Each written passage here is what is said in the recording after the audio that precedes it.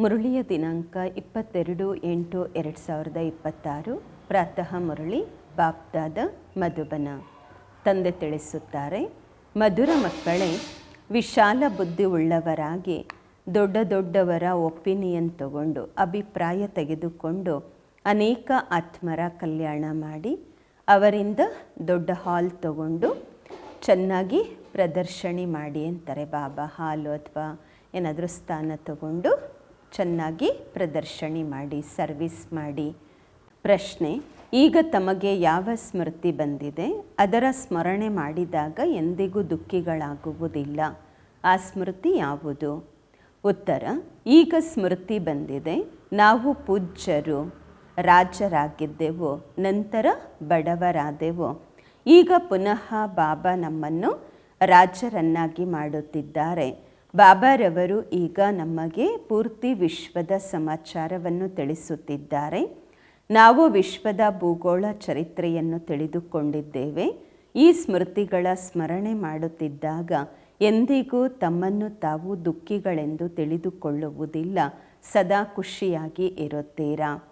ಗೀತೆ: ನಯನಹೀನರಿಗೆ ಮಾರ್ಗವನ್ನು ತೋರಿಸು ಪ್ರಭು. ಓಂ ಶಾಂತಿ.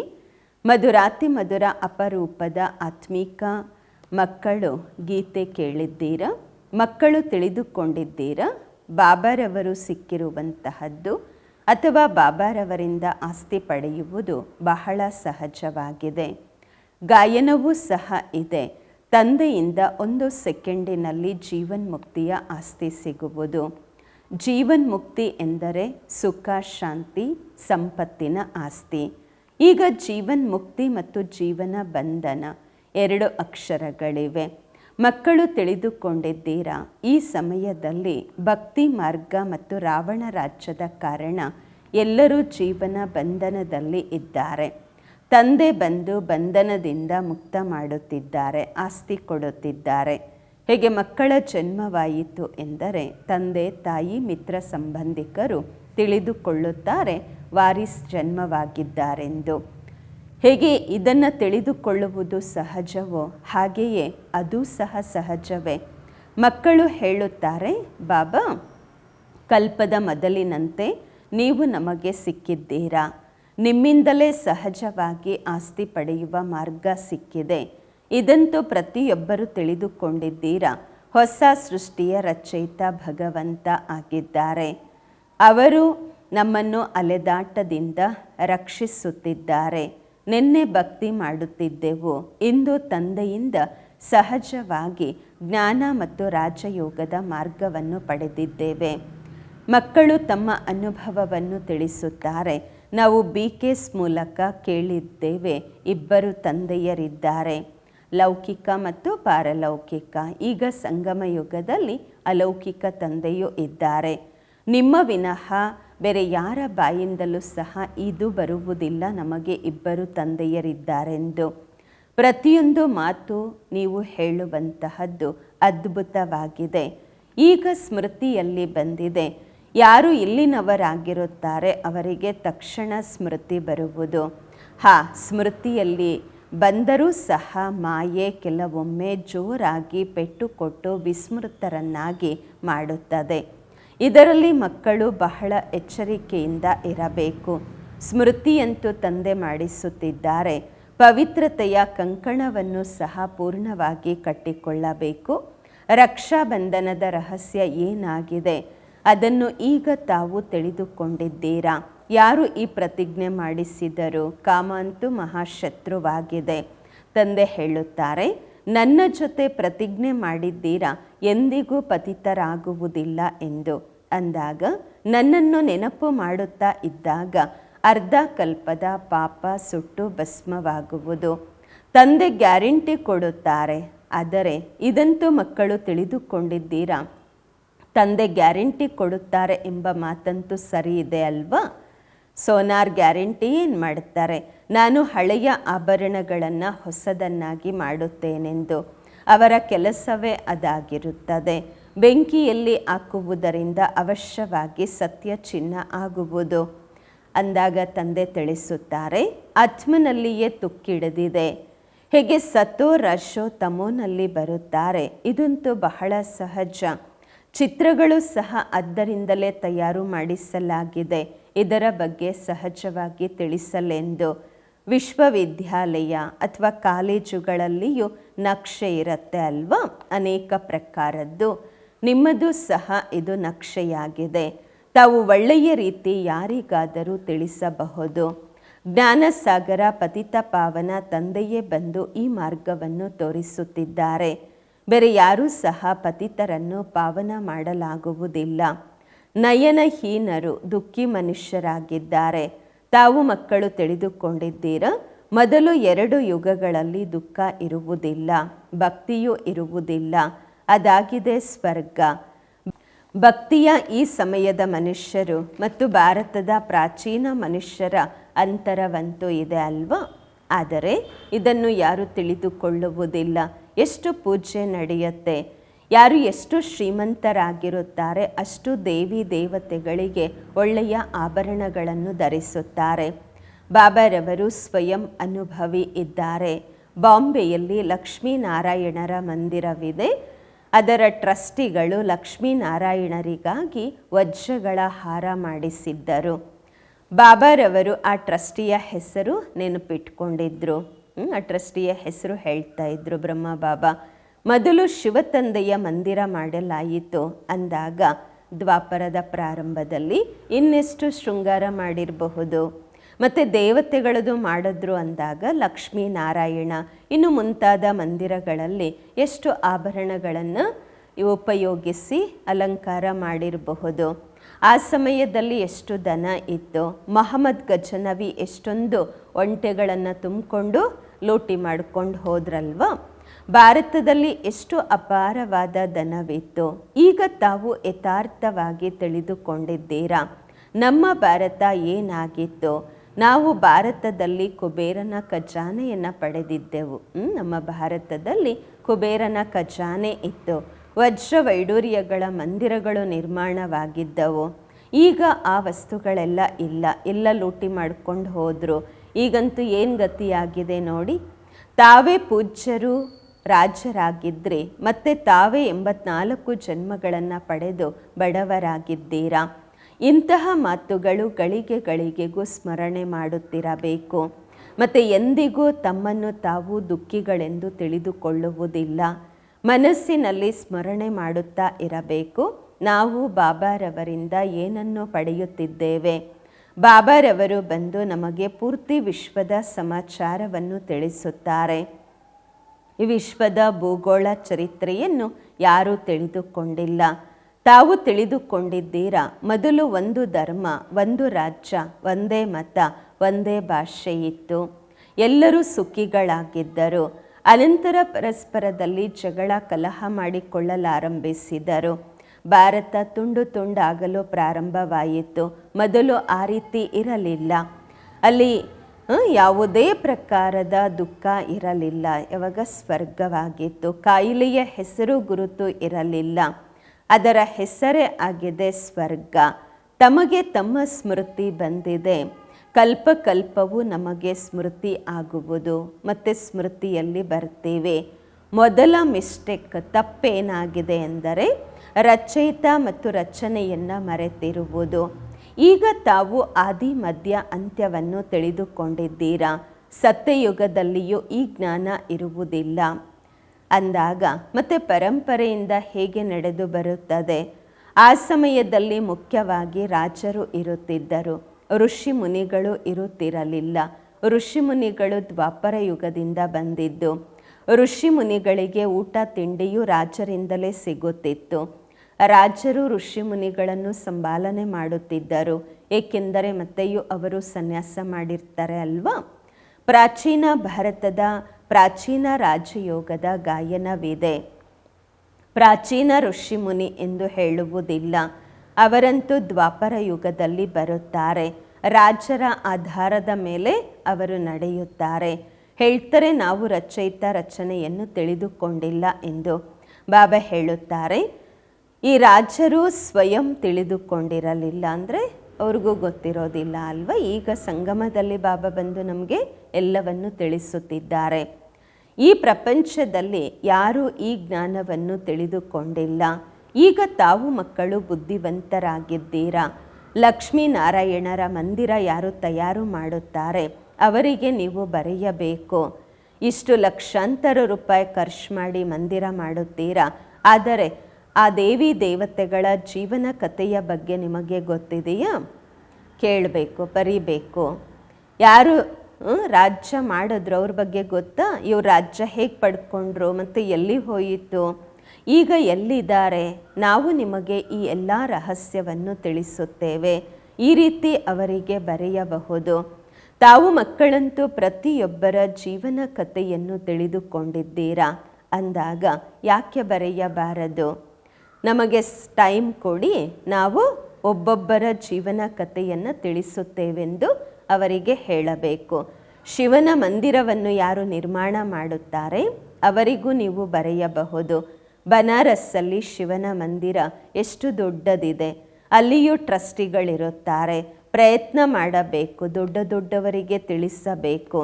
ದೊಡ್ಡ ವ್ಯಕ್ತಿಗಳು ತಿಳಿದುಕೊಂಡರೆ ಅವರ ಕೂಗು ಬಹಳ ಆಗುವುದು. ಬಡವರು ತಕ್ಷಣ ಕೇಳುತ್ತಾರೆ. ಸಹಯೋಗ ದೊಡ್ಡವ್ರದ್ದು ತಗೊಳ್ಬೇಕು. ಒಪಿನಿಯನ್ನು ದೊಡ್ಡವ್ರದ್ದು ಬರೆಸ್ಕೊಳ್ಬೇಕು.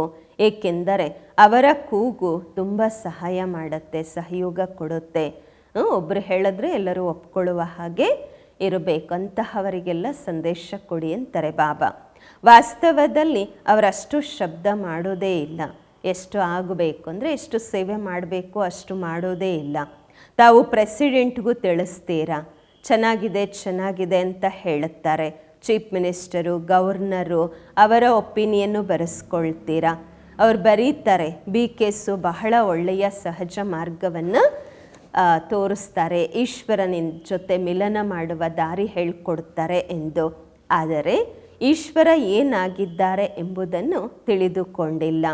ಕೇವಲ ಆ ಸಮಯದಲ್ಲಿ ಹೇಳುತ್ತಾರೆ ಮಾರ್ಗ ಬಹಳ ಚೆನ್ನಾಗಿದೆ ಎಂದು, ಶಾಂತಿ ಸಿಗುವ ಮಾರ್ಗ ಚೆನ್ನಾಗಿದೆ, ಆದರೆ ಸ್ವಯಂ ತಿಳಿದುಕೊಳ್ಳುವುದಿಲ್ಲ. ಬಾಬಾರವರು ದೊಡ್ಡವರಿಗೆ ತಿಳಿಸಲು ಹೇಳುತ್ತಿದ್ದಾರೆ. ದೊಡ್ಡ ಮನುಷ್ಯರಿಗೆ ದೊಡ್ಡ ನಾಮಿಗ್ರಾಮಿ ಹಾಲಿರುತ್ತೆ ಅವ್ರದ್ದು. ದೊಡ್ಡ ಮನುಷ್ಯರಿದ್ದಾರೆ ಅಂದರೆ ವ್ಯಕ್ತಿಗಳು ದೊಡ್ಡವರಿದ್ದಾರೆ. ದೊಡ್ಡ ಮನುಷ್ಯರಿಂದ ದೊಡ್ಡ ಪ್ರಸಿದ್ಧ ಹಾಲ್ಗಳೇನಿರುತ್ತೆ ಅದು ತಗೋಬೇಕು ಅಂತಾರೆ ಬಾಬಾ. ದೊಡ್ಡ ಪಾರ್ಟಿ ಹಾಲ್ಸ್ ಇರುತ್ತಲ್ವ, ಅದನ್ನು ತಗೊಂಡು ಒಳ್ಳೆ ಸರ್ವಿಸ್ ಮಾಡಬೇಕು. ಅವರಿಗೆ ಹೇಳಬೇಕು, ನಾವು ಎಲ್ಲ ಮನುಷ್ಯ ಮಾತ್ರರ ಕಲ್ಯಾಣಕ್ಕೋಸ್ಕರ ಪ್ರದರ್ಶನಿ ಸದಾಕಾಲಕ್ಕೆ ಇಡಲಿಕ್ಕೆ ಬಯಸ್ತೀವಿ, ಮ್ಯೂಸಿಯಂ ಮಾಡ್ತೀವಿ, ಕೇವಲ ಅಡ್ವರ್ಟೈಸ್ ಮಾಡಬೇಕಾಗಿದೆ. ಹಾಗಾಗಿ ನೀವು ಈ ಜಾಗ ಕೊಡಿ ನಮಗೆ, ನಾವು ಸೇವೆ ಮಾಡ್ತೀವಿ ಅಂತ ಹೇಳಬೇಕು. ಈ ರೀತಿ 50 ಅಥವಾ 100 ಹಾಲ್ ತಗೋಬೇಕು ಅಂತಾರೆ ಬಾಬರವರು. ಭಾರತವಂತೂ ಬಹಳ ದೊಡ್ಡದಾಗಿದೆ ಅಲ್ವಾ? ಒಂದೊಂದು ನಗರದಲ್ಲಿ 10-12 ಹಾಲ್ ತಗೋಬೇಕು. ದೊಡ್ಡ ಮ್ಯೂಸಿಯಂ ಮಾಡಲಿಕ್ಕೋಸ್ಕರ ದೊಡ್ಡ ಹಾಲು ಯಾರು ದೊಡ್ಡ ವ್ಯಕ್ತಿಗಳು ಇಟ್ಕೊಂಡಿದ್ದಾರೆ ಅವರಿಗೆ ಹೇಳಿ ಸರ್ವಿಸ್ ಮಾಡಿ ಹಾಲ್ ತಗೊಂಡು ಪ್ರದರ್ಶನಿ ಸದಾಕಾಲಕ್ಕಾಗಿ ಚಿತ್ರ ಪ್ರದರ್ಶನಿ ಅಥವಾ ಮ್ಯೂಸಿಯಂ ಮಾಡಬೇಕು ಅಂತಾರೆ ಬಾಬಾ. ಪತ್ರಿಕೆಗಳಲ್ಲೂ ಹಾಕಬೇಕು, ಇಷ್ಟು ಹಾಲಲ್ಲಿ ಪ್ರದರ್ಶನಿ ನಡೀತಾ ಇದೆ ಎಂದು. ಯಾರಿಗೆ ತಿಳಿಸ್ಕೊಡ್ತೀರಾ ಅವ್ರು ಬಂದು ತಿಳ್ಕೊಳ್ತಾರೆ. ಎಷ್ಟು ಆತ್ಮರ ಕಲ್ಯಾಣವಾಗುವುದು. ತಾವು ಮಕ್ಕಳು ಬಹಳ ವಿಶಾಲ ಬುದ್ಧಿ ಉಳ್ಳವರಾಗಬೇಕು. ತಾವು ಸರ್ವಿಸ್ ಮಾಡಬೇಕು ಅಲ್ವಾ? ತಂದೆ ಎಲ್ಲ ಮಕ್ಕಳಿಗೆ ಹೇಳ್ತಾರೆ, ಪ್ರದರ್ಶನಿ ಬಹಳ ಶೋರಾಗಿ ಮಾಡಿ. ಬಾಬಾ ತಯಾರಿ ಮಾಡುತ್ತಿದ್ದಾರೆ. ತಾವು ಮಕ್ಕಳು ಪ್ರಯತ್ನ ಮಾಡಬೇಕು. ಈ ಎಲ್ಲ ಮಾತುಗಳು ತಿಳಿದುಕೊಳ್ಳುವ ಮಾತುಗಳಾಗಿವೆ. ಭಗವಂತ ಬಂದಿದ್ದಾರೆ ಪ್ರಜಾಪಿತ ಬ್ರಹ್ಮರವರ ಮೂಲಕ ರಚನೆ ಮತ್ತು ರಚಯಿತ ಪ್ರಜೆಗಳ ಬಗ್ಗೆ ತಿಳಿಸ್ಕೊಡ್ತಾ ಇದ್ದಾರೆ. ಅಂದಾಗ ಅವಶ್ಯವಾಗಿ ಎಷ್ಟು ಬ್ರಾಹ್ಮಣರು ರಚನೆ ಆಗಬಹುದು? ತಾವು ಪ್ರಾಕ್ಟಿಕಲ್ಲಾಗಿ ನೋಡ್ತಾ ಇದ್ದೀರಾ ಮತ್ತು ತಿಳ್ಕೊಳ್ತಾ ಇದ್ದೀರಾ. ಈಗ ಎಲ್ಲ ಬ್ರಾಹ್ಮಣರು ತಯಾರಾಗುತ್ತಿದ್ದಾರೆ. ಎಷ್ಟು ಜನ ಬ್ರಾಹ್ಮಣಿಯರಿದ್ದೀರಾ? ಬಾಬರವರು ಈ ಬ್ರಾಹ್ಮಣ ಧರ್ಮವನ್ನು ರಚಿಸ್ತಾ ಇದ್ದಾರೆ ಸಂಗಮದಲ್ಲಿ.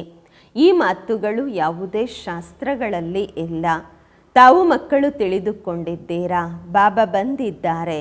ಆದ್ದರಿಂದಲೇ ಪತಿತ ಪ್ರಪಂಚವನ್ನು ಪಾವನ ಮಾಡುತ್ತಿದ್ದಾರೆ. ಈಗ ಪತಿತರಿಂದ ಪಾವನರಾಗಬೇಕು. ಇದನ್ನು ತಿಳಿದುಕೊಂಡಿದ್ದೀರಾ? ಪರಮಾತ್ಮ ಪ್ರಜಾಪಿತ ಬ್ರಹ್ಮರವರ ಮೂಲಕವೇ ರಚನೆಯನ್ನು ರಚಿಸುತ್ತಾರೆ. ಆದರೆ ಯಾವಾಗ ರಚಿಸುತ್ತಾರೆ ಎಂಬುದು ಯಾರಿಗೂ ಗೊತ್ತಿಲ್ಲ. ಅವರು ತಿಳಿದುಕೊಳ್ಳುತ್ತಾರೆ ಹೊಸ ರಚನೆಯನ್ನು ರಚಿಸಬಹುದೆಂದು. ಬ್ರಹ್ಮರವರನ್ನಂತೂ ಸೂಕ್ಷ್ಮವತನದಲ್ಲಿರುತ್ತಾರೆಂದು ತಿಳಿದುಕೊಳ್ಳುತ್ತಾರೆ.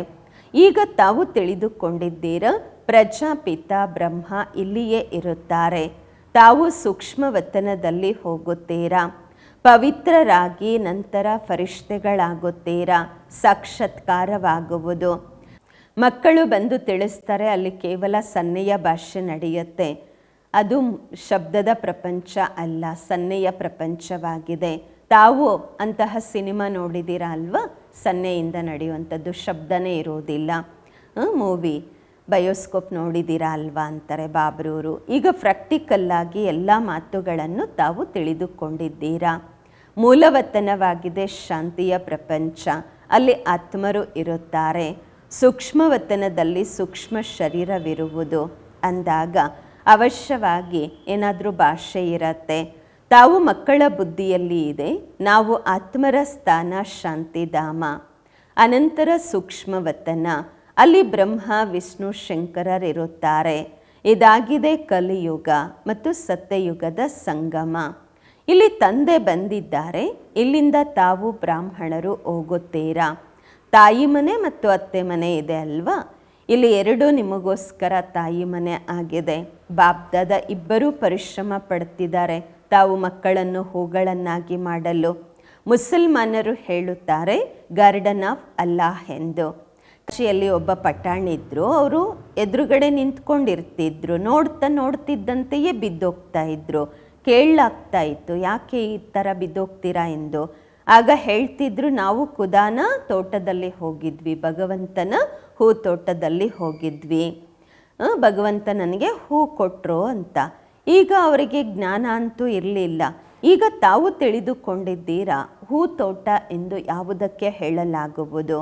ಇದಾಗಿದೆ ಮುಳ್ಳುಗಳ ಕಾಡು ಮತ್ತು ಅದಾಗಿದೆ ಸತ್ಯಯುಗ ಹೂಗಳ ತೋಟ. ನಿಮ್ಮ ಬುದ್ಧಿಯಲ್ಲಿ ಪೂರ್ತಿ ರಹಸ್ಯವಿದೆ. ಸತ್ಯಯುಗ ಏನು, ಕಲಿಯುಗ ಏನು. ತಮಗಂತೂ ಬಹಳ ಖುಷಿ ಆಗಬೇಕು. ಪೂರ್ತಿ ಚಕ್ರ ತಮ್ಮ ಬುದ್ಧಿಯಲ್ಲಿ ಇದೆ. ವಿಸ್ತಾರವಂತೂ ಇದರದ್ದು ಬಹಳ ಇದೆ. ನಿಮ್ಮ ಬುದ್ಧಿಯಲ್ಲಿ ಎಷ್ಟು ಶಾರ್ಟಾಗಿ ಕುಳಿತಿದೆ. ತಾವು ಮಕ್ಕಳು ರಚಯಿತ ತಂದೆಯ ಮೂಲಕ ರಚಯಿತ ಮತ್ತು ರಚನೆಯನ್ನು ತಿಳಿದುಕೊಂಡಿದ್ದೀರಾ. ಬ್ರಹ್ಮರವರಿಗೆ ರಚಯಿತ ಎಂದು ಹೇಳುವುದಿಲ್ಲ. ರಚಯಿತ ಒಬ್ಬರಾಗಿದ್ದಾರೆ, ಬಲಿಹಾರಿ ಅವರೊಬ್ಬರದಾಗಿದೆ. ಮೊಟ್ಟ ಮೊದಲು ರಚನೆ ಬ್ರಹ್ಮರವರದು, ನಂತರ ಹೇಳ್ತಾರೆ ಶ್ರೀಕೃಷ್ಣನದೆಂದು. ಬ್ರಹ್ಮ ಅಂತೂ ಇದ್ದಾರೆ, ಬ್ರಾಹ್ಮಣರು ಸಹ ಅವಶ್ಯವಾಗಿ ಬೇಕು. ಪಾಂಡವರಿಗೆ ಬ್ರಾಹ್ಮಣರೆಂದು ತಿಳಿದುಕೊಳ್ಳುವುದಿಲ್ಲ. ಬ್ರಹ್ಮರವರ ಮೂಲಕ ಬ್ರಾಹ್ಮಣರು ಬೇಕು. ಇದಾಗಿದೆ ಆತ್ಮಿಕ ಯಜ್ಞ. ಇದಕ್ಕೆ ಸ್ಪಿರಿಚುವಲ್ ಜ್ಞಾನ ಎಂದು ಹೇಳಲಾಗುವುದು. ಆತ್ಮರಿಗೆ ಅದೇ ಜ್ಞಾನವನ್ನು ಬಾಬರೂರು ಬಂದು ಕೊಡ್ತಿದ್ದಾರೆ. ಯಾವುದನ್ನು ಕಲ್ಪದ ಮೊದಲು ಕೊಟ್ಟಿದ್ದರು. ತಾವು ತಿಳಿದುಕೊಂಡಿದ್ದೀರಾ, ನಮಗೆ ಮನುಷ್ಯರು ಓದಿಸುತ್ತಿಲ್ಲ, ಎಲ್ಲ ಆತ್ಮರಿಗೆ ತಂದೆ ಓದಿಸುತ್ತಿದ್ದಾರೆ. ತಂದೆ ಹೇಳ್ತಾರೆ ಬ್ರಹ್ಮರವರ ಮೂಲಕ ಸ್ಥಾಪನೆ. ಶ್ರೀಕೃಷ್ಣನಿಗೋಸ್ಕರ ಹೇಳುವುದಿಲ್ಲ, ಅವರಂತೂ ಇರಲು ಸಾಧ್ಯವಿಲ್ಲ. ಬ್ರಹ್ಮರವರ ಮೂಲಕ ಸ್ಥಾಪನೆಯನ್ನು ಯಾರು ಮಾಡಿಸುತ್ತಾರೆ? ಏನು ಶ್ರೀಕೃಷ್ಣ ಮಾಡಿಸ್ತಾರ? ಇಲ್ಲ, ಪರಂಪಿತ ಪರಮಾತ್ಮ. ವಿಷ್ಣುವಿನ ಮೂಲಕ ಪಾಲನೆ. ಬ್ರಹ್ಮ ಮತ್ತು ವಿಷ್ಣುವಿನ ಪಾತ್ರ ಎಷ್ಟಿದೆ. ಬ್ರಹ್ಮ ಮುಖ ವಂಶಾವಳಿ ಆಗಿದ್ದೇವೆ, ಮತ್ತೆ ಹೋಗಿ ವಿಷ್ಣುವಿನ ದೇವತೆಗಳಾಗುತ್ತೇವೆ.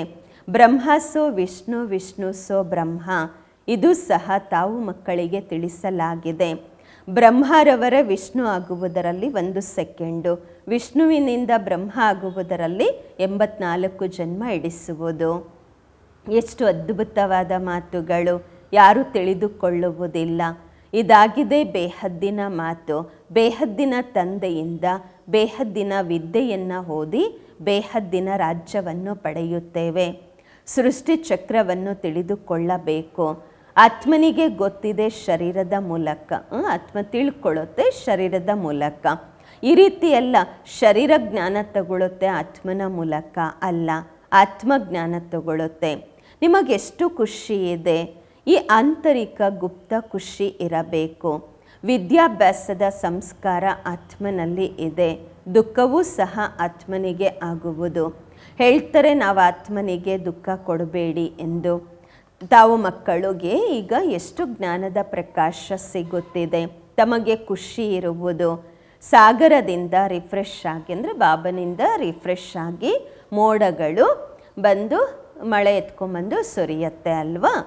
ಪರಸ್ಪರದಲ್ಲಿ ಸೇರಿ ಪ್ರದರ್ಶನಿ ತಯಾರು ಮಾಡುವುದರಲ್ಲಿ ಸಹಯೋಗಿಗಳಾಗಿರಬೇಕು. ಒಬ್ರಿಗೊಬ್ಬರು ಪರಸ್ಪರದಲ್ಲಿ ಸಹಯೋಗ ತಗೊಂಡು ಬಾಬನ ಕಾರ್ಯ ಮಾಡಬೇಕು. ಆಸಕ್ತಿ ಇರಬೇಕು. Service service service.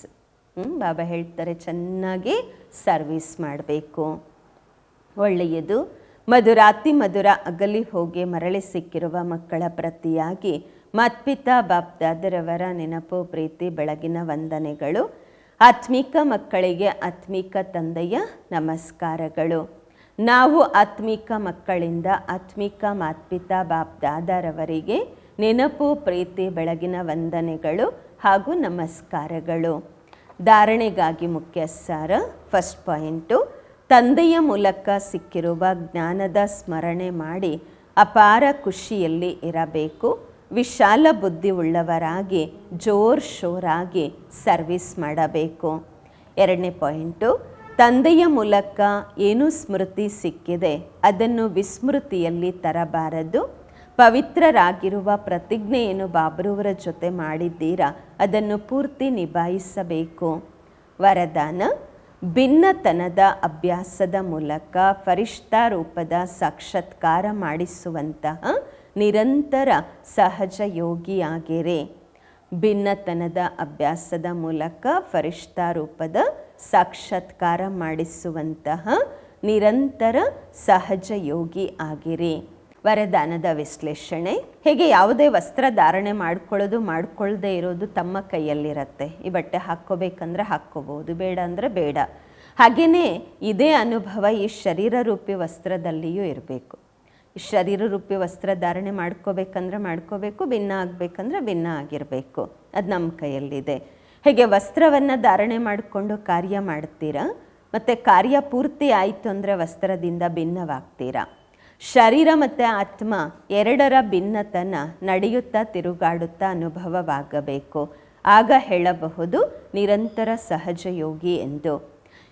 ಆ ರೀತಿ ಡಿಟ್ಯಾಚ್ ಆಗಿರುವಂತಹ ಮಕ್ಕಳ ಮೂಲಕ ಅನೇಕ ಆತ್ಮರಿಗೆ ಫರಿಷ್ಠಾ ರೂಪ ಮತ್ತು ಭವಿಷ್ಯ ರಾಜ್ಯ ಪದವಿಯ ಸಾಕ್ಷಾತ್ಕಾರವಾಗುವುದು. ಅಂತಿಮದಲ್ಲಿ ಈ ಸರ್ವೀಸಿಂದಲೇ ಪ್ರಭಾವ ಹೊರಬರುವುದು.